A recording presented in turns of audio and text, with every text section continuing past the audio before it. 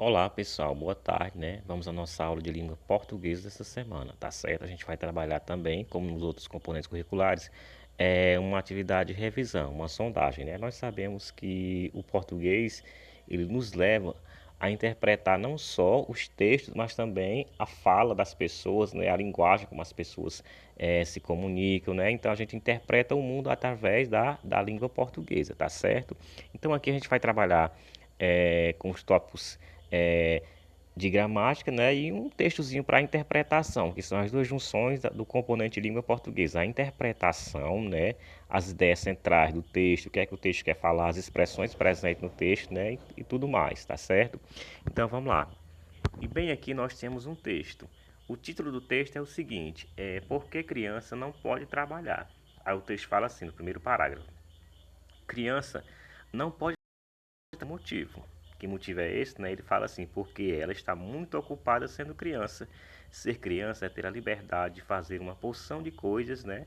Ir à escola, brincar, ler, praticar esportes, conviver com outras crianças. Ser criança é ser livre para inventar brincadeiras, fazer descobertas e aos pouquinhos aprender a ler o mundo, né? Então a gente entende aqui pelo primeiro parágrafo, né, que ele fala, quando ele se expressa, quando ele fala aqui na questão de que ela está aprendendo a ler o mundo, é que ela está aprendendo a conhecer, né? Então existe um tempo certo para tudo, né? O segundo parágrafo fala o seguinte: quando uma criança trabalha, não sobra tempo para brincar e estudar. As crianças que trabalham, em vez de papel e lápis, usam enxadas e pás. Em vez de conviver com outras crianças na sala de aula, elas passam de cercadas de adultos, suando a camisa em lavouras, em carvoarias, em lares de estranhos, em lixões e nas ruas, né? Então essa aqui, o segundo parágrafo ele fala, né? E que as crianças, ao invés de serem crianças, algumas são obrigadas, né, de certa forma, a trabalharem, né? Então elas vão perdendo a infância devido ao trabalho, né? O último parágrafo ele fala, né, ele cita o ECA, né, que é o Estatuto da Criança e do Adolescente, e ele fala assim: o ECA diz com todas as letras: abaixo dos 16 anos é proibido trabalhar. Mas estar escrito na lei não é suficiente. É preciso, né, que os governos, as famílias e as empresas estejam atentos e prontos a ajudar as crianças que trabalham, né? Tirando-as dessas atividades, garantindo que elas possam estudar e ajudando suas famílias a acolhê-las, né, com dignidade e com carinho, né? Então, o texto aqui ele trata o assunto aqui do trabalho infantil, como a gente pode perceber, né? Ele justifica que criança não pode trabalhar por quê? Porque ela está muito ocupada sendo criança, né? Então esse aqui é o nosso texto central. Ao lado nós temos uma atividade, né? A questão 1 fala o seguinte: qual a ideia principal do texto, né? Você vai lembrar qual o assunto abordado no texto, o que é que o texto quer nos dizer, né?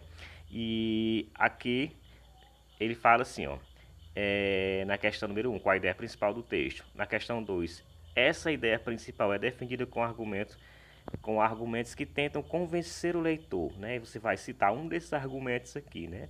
Na questão 3, no trecho abaixo, substitua a expressão, né, grifada por outra, mantendo o sentido do texto. Vocês vão fazer isso, trocar essa expressãozinha grifada aqui em vez de, né? Vocês vão procurar uma expressão que eu possa substituir por em vez de, mas que permaneça com o mesmo sentido, tá certo? A questão número 4. Qual o significado da expressão grifada em ser criança?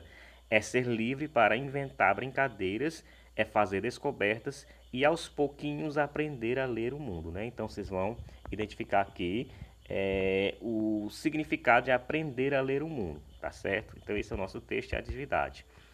Tópicos gramaticais, nós vamos trabalhar aqui com o que vocês viram no ano passado, né?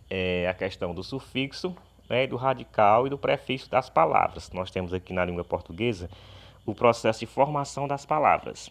Então esse processo ele vai pegar o quê? Vai pegar uma palavra que é primitiva e vai formar novas palavras usando o radical dessa palavra, tá certo? Então nós temos lá o substantivo primitivo e nós temos os derivados, né, que vocês já estudaram aí. Então aqui é o seguinte, aqui ele mostra os sufixos, né? Os sufixos que aparecem depois do radical, né? Então, sufixo é aquilo que vem depois da palavra, né? Você pega a palavra e você vai acrescentar letras ao final dela, né? Sílabas, juntar para que ela forme outra palavrinha. Por exemplo, nós temos a palavra leal, né? O sufixo dade. Aí foi formada uma palavra nova que é a palavra lealdade. Nós temos aqui a palavra utilizar, né? Foi colocado aqui isar. Então, a palavra útil que diga, eu coloquei o isar e ficou formada aqui a palavra utilizar. Café, cafezinho, né? Amanhã, amanhecer, né? Então, o sufixo é aquilo que é acrescentado no final da palavra, tá certo? E aqui, no outro lado, nós temos aqui os prefixos, né? Nós temos um exemplo aqui que tem assim, a palavra infelizmente. Como vocês podem perceber, essa palavra infelizmente, ela possui tanto o prefixo como o sufixo. O prefixo é aquilo que vem antes, né, no início da palavra, né?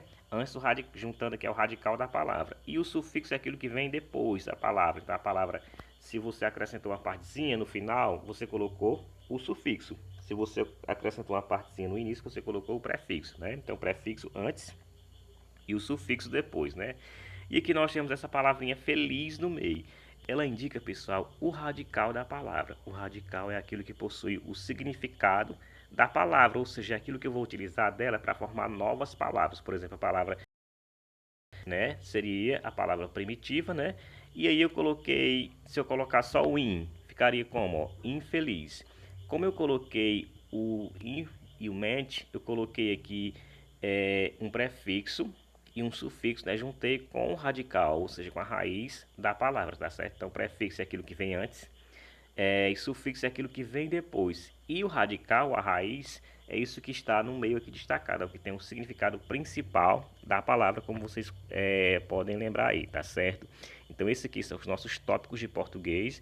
Espero que vocês compreendam, né? Qualquer dúvida podem perguntar. Nós faremos agora uma atividade, tá certo? Boa atividade a todos.